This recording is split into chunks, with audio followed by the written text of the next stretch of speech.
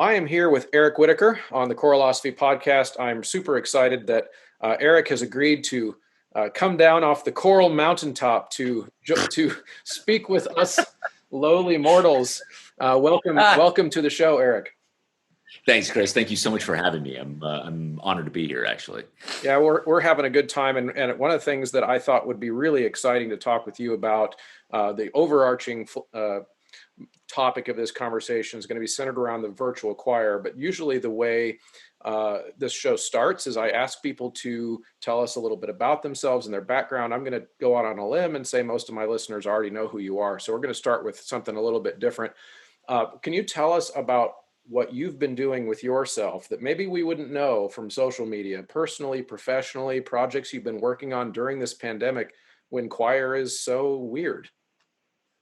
Oh man. Um, yeah, well, you probably wouldn't know from social media, but I've been spending most of my time curled up in the fetal position, sobbing. I've uh, I've thought a lot about COVID. Really thought. I'm not a fan. I gave it its chance. Nope, not a fan. Uh, I mean, I'm only half joking. It's like, what are we, 4.5 months, 5 months into this, and I think there's still a kind of shock about all of it. Uh, Um, the other day, we're preparing to release a big work that I wrote called The Sacred Veil, mhm. and it's an hour-long piece. It's a really deep personal subject matter. And so the other day I was looking through videos of different performances that I've done of different pieces of it just to see what I might post or share with people. And it was just a simple rehearsal of me conducting the Long Beach State Choir. They're phenomenal. And I got tears in my eyes, man. I was looking at myself conducting and realizing how much I need that, how much it's like oxygen. Mhm.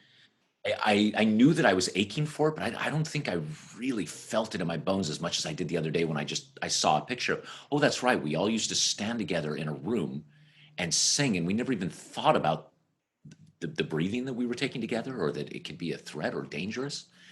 Um, anyway, so yeah, that's the honest with a capital H answer. I've been trying to keep myself busy. The virtual choir has been amazing. Um, I've been trying to learn a little bit more about how to kind of do what we all do online. I'm not sure I've got it yet. I've tried to have Zoom workshops and master classes with as many choirs as possible from all over the world. I think I'm figuring out as much as one can do on Zoom and its limitations. Mhm. Um, I'm grateful that we have that at least, but it's no substitute, even for being in the same room as people. Even with you, I'd rather be talking with you. Where are you, by the way? Where are you I'm in the located? Kansas City area, suburb of just outside of Kansas City. Kansas City is beautiful. So I'd much rather get on a plane and come meet you in Kansas City, and then we can go get some barbecue afterwards. Right. Like the Zoom thing it's de rigueur. It's what we do now. But man, is it?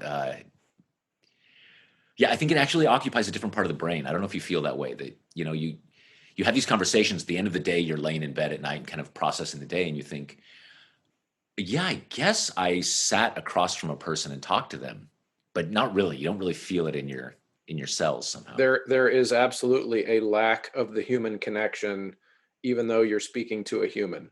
I don't think there's anything that's any technological advance that's going to be created in our lifetimes that would duplicate that.